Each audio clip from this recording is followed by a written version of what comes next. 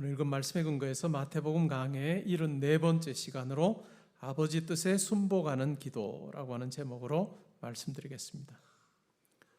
우리가 성경을 읽으며 이해가 안 되는 대목들이 몇 군데가 있는데 오늘 읽은 본문이 바로 그러한 것 같습니다. 겟세마네 동산에서의 예수님의 행동, 제자들에게 내가 심히 고민하여 죽게 되었으니 라고 하는 이 말씀하시는 예수님은 우리에게 매우 낯설게 느껴집니다.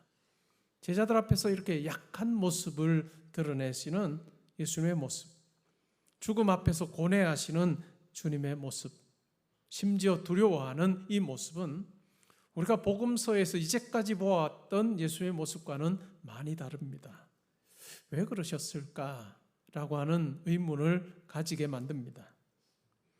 우리가 역사 속에서 있었던 많은 위대한 인물들, 죽음 앞에서 담대하고 의연히 대처했던 사람들 이야기를 우리는 알고 있습니다. 이순신 장군 노량해전 직전에 이렇게 말했습니다. 이 원수를 무찌를 수만 있다면 죽어도 여한이 없겠다. 이 원수를 무찌를 수만 있으면 내가 죽어도 여한이 없겠다라고 이야기했던 장수의 그 늠름함을 우리는 그 말 속에서 볼 수 있습니다. 예수님의 죽음 앞에서 이 모습과 아주 대조적인 그와 같은 한 사람의 삶이 바로 소크라테스입니다. 기원전 399년에 70세로 세상을 떠나게 됩니다. 그는 아테네 신들을 무시하고 아테네 젊은이들이 방종하도록 조장했고 정부에 대항하도록 가르쳤다라고 하는 이유로 기소가 됩니다. 많은 배심원들 앞에서 당신이 했던 말을 거두어드리고 내가 잘못했다라고 이야기하면 당신은 죽지 않을 거다라고 하는 이야기를 듣습니다. 그런데 그는 잘못한 것이 없소이다 라고 아주 담대하게 이야기를 합니다. 그는 독미다리에서 채취한 독배를 마시라는 사형 선고를 결국 받게 됩니다. 그것을 마시며 몸이 점점 굳어 마비되고 굳게 되어 죽게 됩니다. 그는 아내와 세 아들에게 작별 인사를 하고 제자들을 소집합니다. 그리고 독배를 마시고 죽었습니다. 그는 죽음을 앞두고 법정에서 이런 말을 했습니다. 누군가 제게 말할 것입니다. 소크라테스요, 당신은 당신을 적절하지 않은 최후의 죽음으로 이끈 이런 삶을 부끄럽게 여기지 않습니까? 그 물음에 대해서 저는 자신 있게 이렇게 말할 것입니다. 당신이 잘못 보았습니다. 누구나 인생에서 선한 일을 추구하는 사람은 죽고 사는 일에 연연하지 않습니다. 그는 자신이 하는 일이 옳은지 혹은 그른지만을 고민할 따름입니다. 그는 죽음의 시간에 언젠가는 머무를 것입니다. 그는 죽음에 대해 고민할 필요가 없습니다. 자기 삶이 부끄럽지 않았는지 고민해야 하는 것이죠.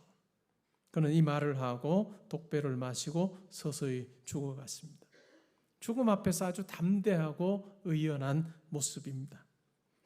2세기 초 안디옥의 감독이었던 이그나티우스라고 하는 사람이 있습니다.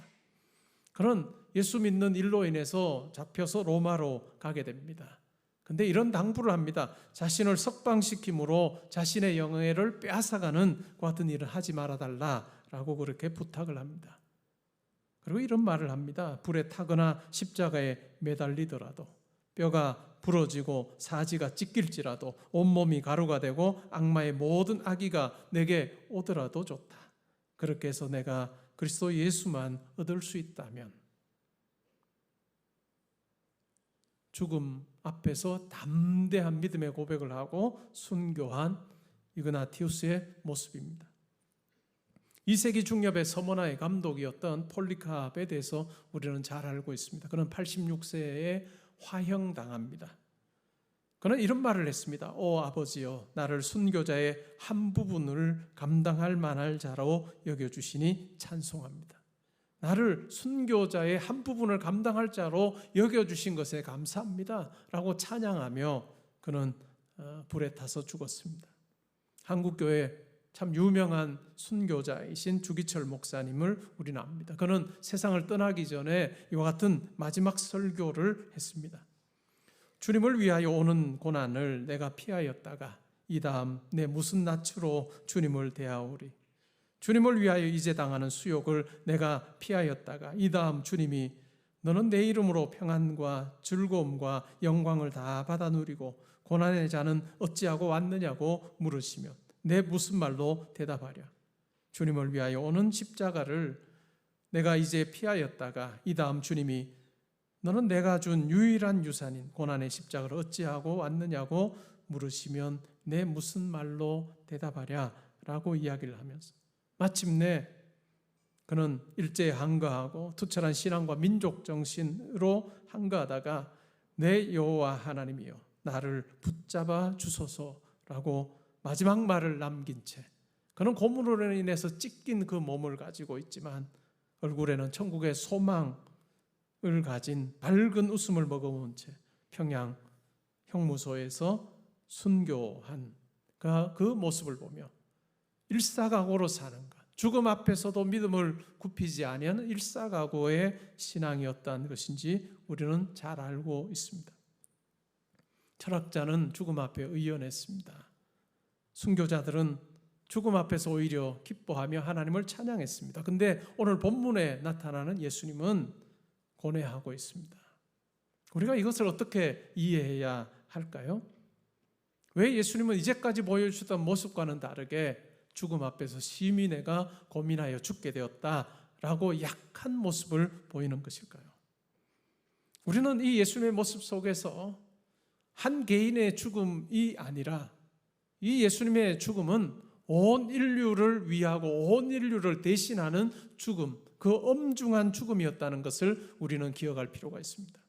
그냥 한 개인으로서 내가 죽음을 어떻게 맞이하느냐라고 하는 차원이 아니라 하나님께서 계획하신 그 구원을 이루시기 위해서 온 인류의 죄값을 자기 몸에 담당하시고 하나님의 저주와 하나님의 심판을 오롯이 감당해야 되는 그와 같은 자리 앞에서 그것이 얼마나 무서운 것인지 또한 그 죄값을 지불함이 얼마나 엄청난 것인지를 예수님께서는 아셨기 때문에 두려운 마음으로 내가 심히 고민하여 죽게 되었다라고 말씀하고 계십니다.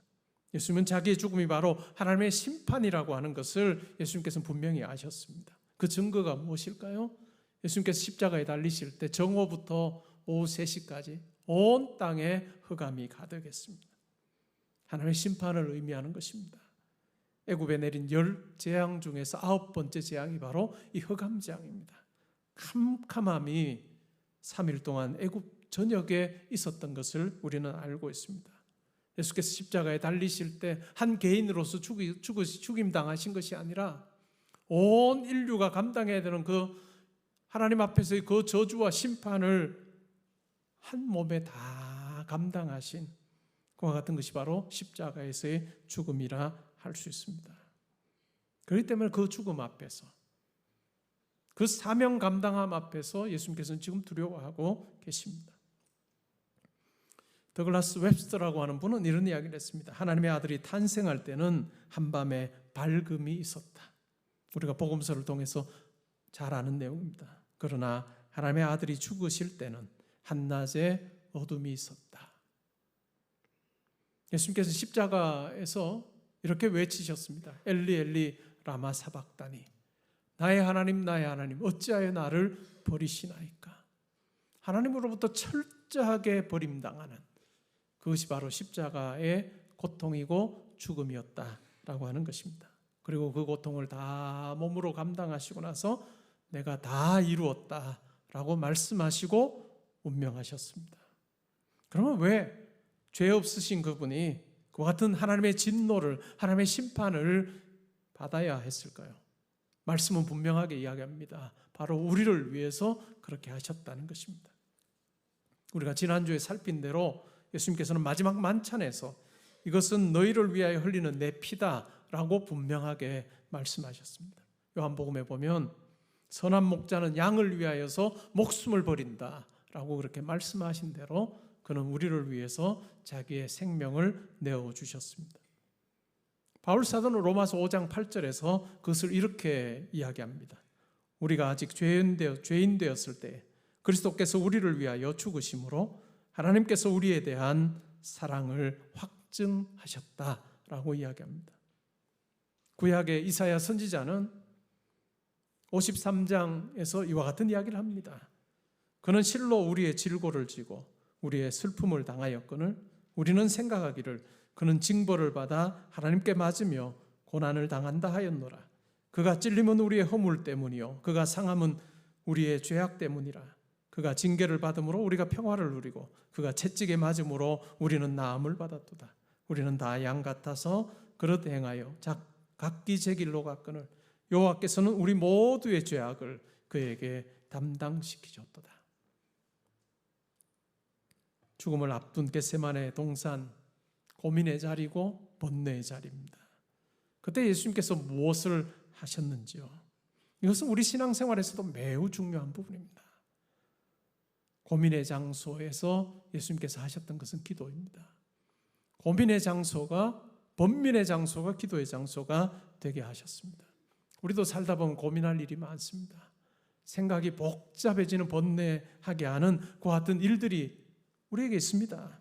그런데 고민만 해서는 안 될 것입니다. 고민만 해서는 결코 앞으로 나아갈 수 없습니다. 고민이 되거든 겟세마네 동산 기도의 그 고민의 장소가 기도의 장소가 되었던 것처럼 우리도 고민의 자리가 기도의 자리가 될 때 하나님께서 우리 가운데 함께 하실 것입니다. 기도해야 하는 것입니다. 예수님께서는 땅에 엎드려 기도하셨습니다. 이때가 자기에게서 지나가기를 기도하셨는데 크게 두 가지로 요약할 수 있습니다. 아버지여, 아버지께는 모든 것이 가능하오니 이 잔을 나에게서 옮겨주십시오 라고 그렇게 간구했습니다. 그러나 그 기도로 끝나지 않았습니다. 그러나 나의 원대로 마옵시고 아버지의 원대로 하옵소서라고 그렇게 기도했습니다. 이 잔을 나에게서 옮겨가게 해주십시오. 그러나 내 원대로 하지 마시고 아버지의 원대로 하옵소서라고 그렇게 3번 예수님께서는 기도하셨습니다.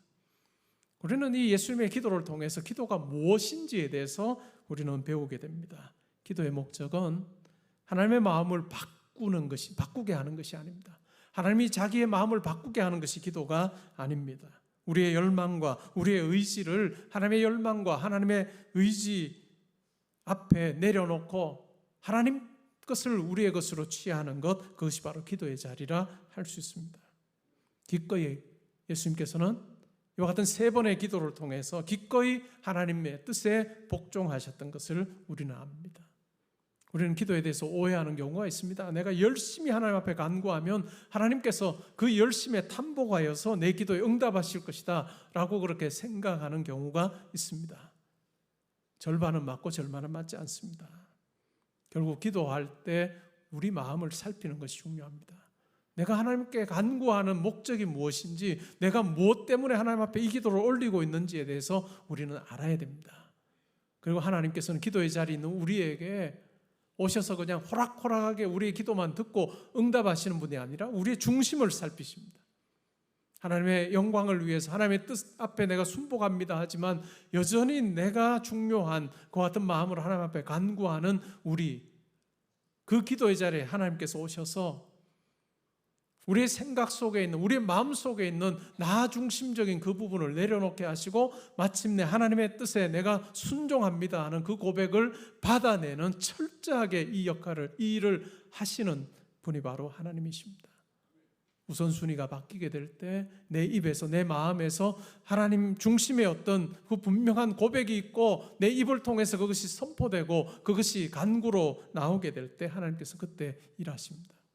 참으로 놀라운 신비로운 것입니다. 여러분, 우리와 하나님이 어떤 차이가 있을까요? 비교 불가능할 정도입니다. 우리는 눈에 보이는 정도밖에 알지 못해요. 내가 생각하는 베스트가 최선이, 하나님께서는 최선이 아닌 거예요. 온 우주 만물을 창조하시고 지금도 주관하시고 우리가 알지도 못하는 사람까지 움직이셔서 우리 삶에 개입하시는 그 하나님의 크심을 우리가 어떻게 감당할 수 있겠습니까?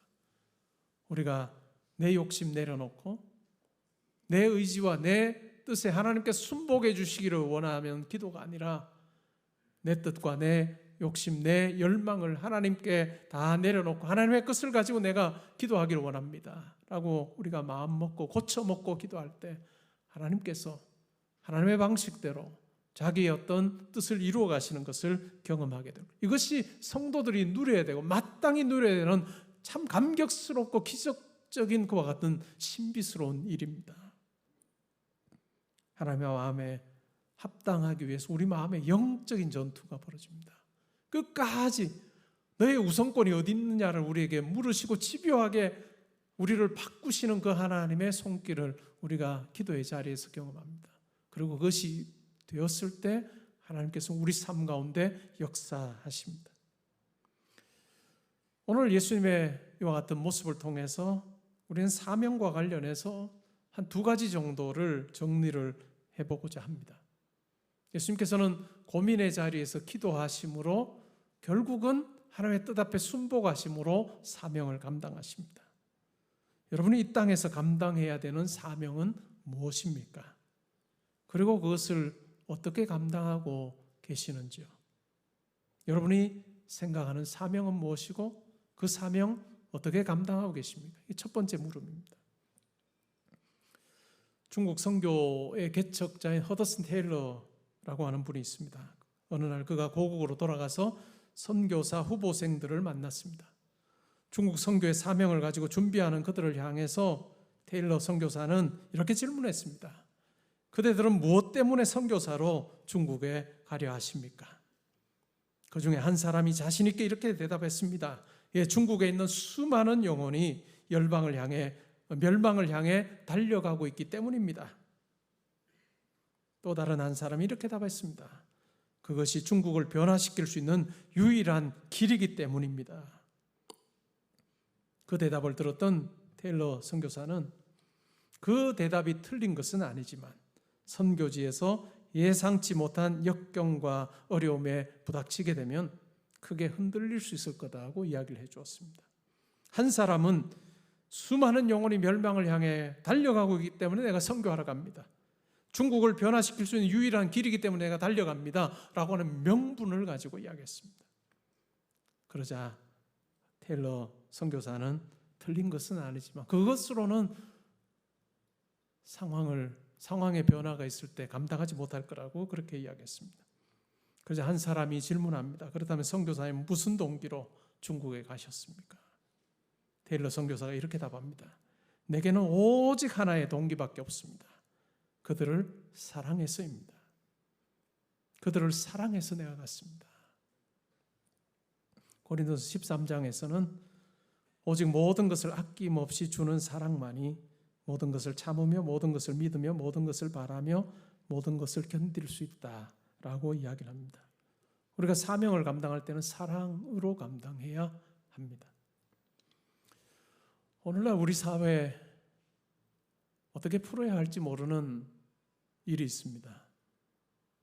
의료 파업이라고 하는 이 일, 누구의 잘못인지도 모르고 명확하게 이 문제를 어떻게 풀어야 될지도 모르는 그런 형편 속에서 우리가 삽니다. 우리 교회에도 의사분들이 50명, 60명 정도 됩니다. 아마 제가 모르는 분들도 아마 더 있을지도 모릅니다. 전공의들은 병원에서 일하지 못해서 뭐하고 지내냐 물으면 저도 모르겠어요 라고 이야기하는 아이들이 있습니다. 전문의들은 의료 인력이 떠나고 나서 그 공백을 메우느라 정말 힘들어하고 또 앞으로 어떻게 이 문제가 해결될지 모르겠다라고 이야기하는 경우들이 많습니다. 어떻게 해결해야 될지. 우리는 이 자리에서 이러한 상황에서 사명 감당이라고 하는 부분을 다시 한번 생각해 보면 좋을 것 같습니다. 사명을 감당하는 것, 그것은 명분으로 하지 않습니다. 명분이 명분을 이길 때 그것은 옳은 방향으로 가지 않습니다. 정부에서 말하는 명분도 있고 의료계에서 말하는 명분도 있습니다. 명분으로는 아마 해결이 안 될 겁니다. 솔로몬 왕에게 두 여인이 한 아기를 데리고 와서 내 아기라고 우기기 시작합니다. 주장하기 시작합니다. 솔로몬 왕이 굉장히 난처해합니다. 이걸 어떻게 해야 될지, 누구 아기인지를 그는 알지 못하기 때문에 두 여인의 이야기를 듣고 결국 이런 이야기를 합니다. 칼을 가져오게 하고 이 아기를 반으로 갈라서 두 여인에게 나눠주라 라고 이야기합니다. 진짜 엄마가 아닌 그 여인은 좋다고 합니다. 근데 진짜 엄마는 그렇게 안 하면 좋겠다고 간청합니다.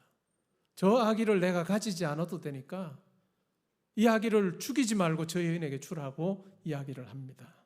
솔로몬은 그 대답을 듣고 그 여인이 엄마인 것을 압니다. 왜요? 명분이 아니라 사랑이, 엄마로서의 아기를 향한 사랑이 그 말을 하게 했기 때문입니다. 우리가 사명 감당하는 자리, 명분을 쫓아가면, 대의 명분을 쫓아가면 우리가 핑계댈 일이 많습니다. 내가 열심내지 않는 이유들도 많이 찾을 수 있습니다. 그러나 사랑을 생각하면 내가 왜 있어야 되는지, 내가 왜 어떤 행동을 해야 되는지에 대해서 우리는 분명하게 알 때가 분명히 많을 것입니다. 여러분 각자에게 하나님께서 맡기신 사명이 있습니다. 저는 그것을 여러분이 하는 일에서 찾아야 된다고 생각합니다. 왜냐하면 그것이 단순히 내가 돈벌이 하는 그 자리가 아니고 하나님께서 여러분들에게 맡기신 사명의 자리이기 때문에 우리는 그 일을 하고 있습니다. 그렇지 않으면 우리가 하는 이 일이 하나님 나라에 무슨 의미가 있을까요? 우리가 그 마음으로 시작했던 그 일들이 때로는 여건에 따라서, 환경에 따라서 내가 이 사명 감당하는 자리가 아니라 다른 것으로 전락해 버리는 경우가 있습니다. 그러면서 명분을 찾습니다. 내가 일을 하기 때문에 못한다라고 하는 이야기를 하곤 합니다. 그러나 그때 우리가 생각해 봐야 될 것은 내가 과연 사랑으로 그 자리를 지키고 있는가? 내가 사랑으로 그 일을 내가 감당하고 있는지를 우리가 생각해 보면 분명히 사명이라고 하는 것이 떠오를 것입니다. 우리에게 있는 사명, 그것은 사랑으로 감당해야 합니다. 두 번째는 사명을 어떤 때 감당해야 될까요? 좋을 때만 감당하면 될까요? 아니면 인생의 어느 시기에만 감당하면 될까요? 제임스 사이어라고 하는 사람의 지식건축법이라고 하는 책에 나오는 내용입니다. 미국의 유서 깊은 대학 중 하나인 윌리엄 앤 메리라고 하는 대학이 있습니다. 남북전쟁 내내 이 대학 문을 닫았습니다. 많은 사람들이 다시는 이 대학이 문을 열지 못할 것이라고 생각을 했습니다. 그런데 한 늙은 수비는 5년 동안 하루도 빠짐없이 마치 학교가 지금도 강의를 하고 학생들이 수업을 듣고 있는 것처럼 살아있는 것처럼 텅 빈 학교에 종을 울렸습니다. 5년 후 학교는 그의 종소리와 함께 다시 문을 열었고 그는 변하지 않는 자기의 믿음이 옳았다라고 하는 것을 입증했습니다. 사명, 환경이 좋으면 사명이 보이고 형편과 처지가 좋지 않으면 사명이 사라지는 것이 아니라 우리의 삶의 자리에서 이 사명은 우리의 마지막 호흡하는 그 순간까지 우리 가운데 있어야 합니다. 그렇지 않으면 우리가 사용하는 시간이나 물질이나 여러 가지 것들이 믿지 않는 분과 다를 것이 하나도 없을 것입니다. 기사를 통해서 아니면 실제로 만남을 통해서 저는 이런 이야기를 듣습니다. 100세 시대라 합니다. 120세 시대라고 합니다. 근데 때로는 은퇴 이후에 삶을 그냥 내게 주어진 대로 사는 것이라고 생각하는 분들이 많습니다. 그러다가 이런 후회를 하는 분들이 있다고는 합니다. 내가 이렇게 은퇴한 이후에도 30년을 더 살 줄 알았으면 은퇴하면서 내가 제대로 내가 어떻게 살아야 될지를 고민하고 살았을 텐데 그런 생각 없이 내가 지내다 보니까 30년이 그냥 지나가 버렸다 이야기하는 분들이 있습니다. 100세 시대, 그것이 우리 신앙에서 무슨 의미가 있는지를 우리가 생각하지 않으면 은퇴 이후에 우리의 삶, 믿지 않는 분하고 똑같이 살 겁니다. 내가 이제까지 열심히 살았으니 이제는 나를 위해서 이렇게 살아야지. 저는 그건 당연하다고 생각합니다. 젊을 때와 체력이 다르고 상황과 여건이 다 달라졌으니 젊을 때처럼 우리가 살 수는 없습니다. 그러나 은퇴 이후에 30년이 될지 40년이 될지 50년이 될지 모르는 이 세월 동안에 내가 무엇을 붙들고 살아야 할지 하나님께서 나에게 맡기신 사명이 나에게 분명하지 않다면 주어지는 하루하루 믿지 않는 분과 똑같이 살다가 서게 될 것입니다. 사랑하는 성도 여러분, 우리 마지막 그 순간까지 하나님께서 우리에게 고귀한 생명을 주시고 호흡 주신 이유가 무엇인지 우리가 알며 살면 좋겠습니다. 일하는 동안에 내가 사명 따라 살고 다 은퇴하고 나면 사명은 나에게 상관없는 그런 삶이 아니라 하나님께서 여러분 각자에게 맡기신 사명이 있습니다. 그 사명을 하나님 앞에서 기도하며 찾으면 좋겠습니다. 그러할 때 우리의 이 땅에서의 삶이 믿지 않는 분과 다른 모습이 될 것이고, 그 모습을 보며 하나님께서는 너는 정말 내 아들이야 딸이야 라고 말씀하실 것입니다. 차선을 선택하지 않고 사명 앞에서 최선을 선택하는 우리가 되면 좋겠습니다. 오늘 말씀에 보면 소명을 향해 담대히 걷는 예수님의 모습이 나옵니다. 그런데 사명이 없을 때 잠을 자는 제자들의 모습도 발견합니다. 제자들이 예루살렘을 향해 왔던 목적은 딱 하나입니다. 예수님께서 높아지시면 내가 더 높은 자리 차지해야 되겠다라고 하는 그 마음이었습니다. 그런데 그것이 불가능해지자 그들에게는 그들이 가졌던 그 소망마저도 사라집니다. 그들이 그런 상황에서 그들이 취할 수 있는 건 잠자는 것 외에는 없습니다. 여러분, 누구를 더 닮아 있습니까? 소명 따라 걸어가는 예수님 닮아 있습니까? 사랑으로 우리를 끝까지 품으시고 하나님의 뜻에 정말 반하는 행동하지 않으시고 끝까지 그 길을 걸어가시고 십자가에 달리신 예수님의 모습을 닮아 살고 있는지, 아니면 잠을 자는 제자들, 하나님 앞에 소명은 하나도 없이 그냥 믿지 않는 사람과 똑같이 사는 사명의 측면에서 보면 잠을 자는 것과 같은 그런 모습으로 혹시 내가 살고 있지 않은가 한번 생각해 보면 좋을 것 같습니다. 소명이 여러분의 삶을 붙들면, 이끌면 무엇을 해야 하는지 분명할 것입니다.